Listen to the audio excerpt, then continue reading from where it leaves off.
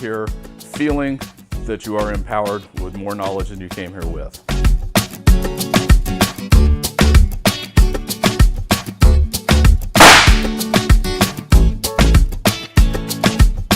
The main intent of this whole program is to give you an education so that when you go in for service for your automobile, you're not going to be taken advantage of, because it happens way too often in this industry and I can't stand it. And the best way to do that is to educate people. That's where we come up with knowledge is power.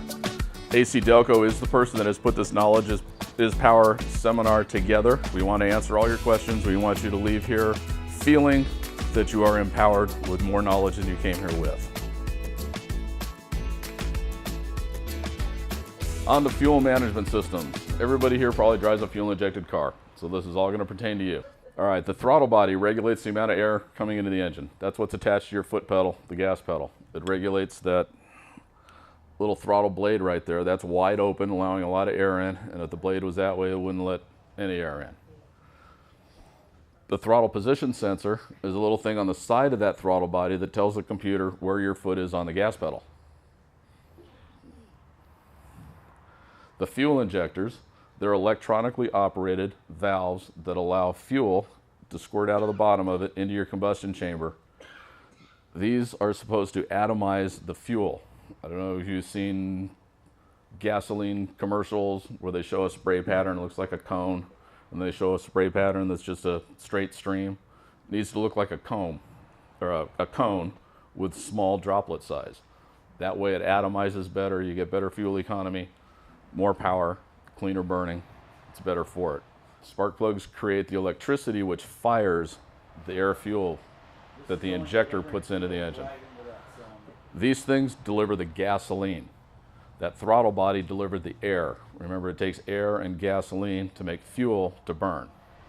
Gasoline's not really that flammable. You have a bucket of gasoline, throw a cigarette in it, puts the cigarette out. It's the vapors that are flammable. Manifold absolute pressure sensor or airflow pressure sensors. This is a little device here that tells the engine how much air, tells the computer how much air is actually getting into the engine, measures the airflow or the pressure that's inside the engine. It's one of the sensors that's used for calibration for the computer to tell how much fuel, how much gasoline to actually inject into the engine. It's a pretty important one. The fuel pump. Fuel pumps now sit in the gas tank. They're electric.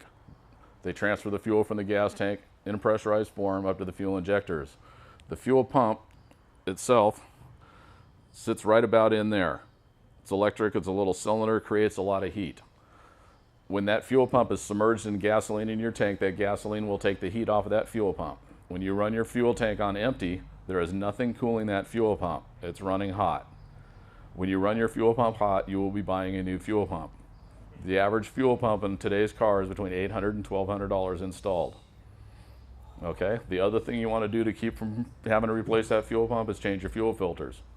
That pump would be capable of putting out about 200 pounds per square inch.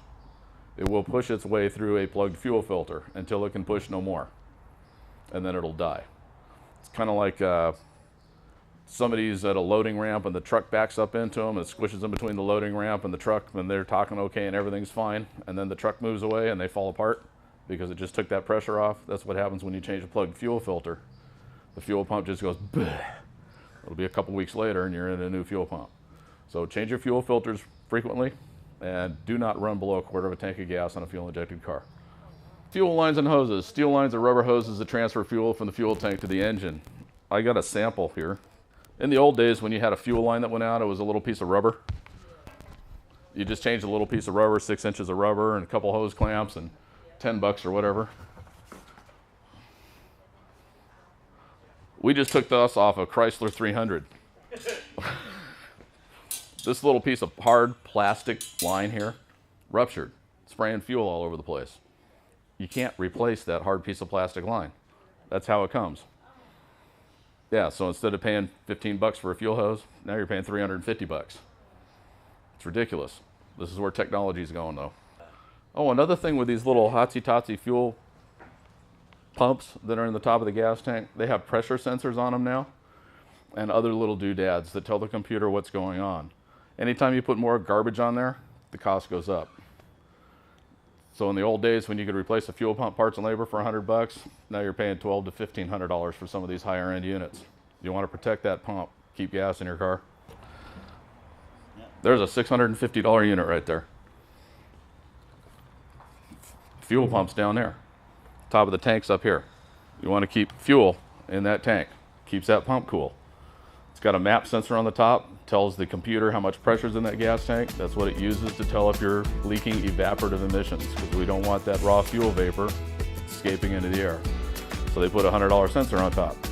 All that stuff adds up. There's some hard plastic lines again. It all costs money. Keep gas in your car.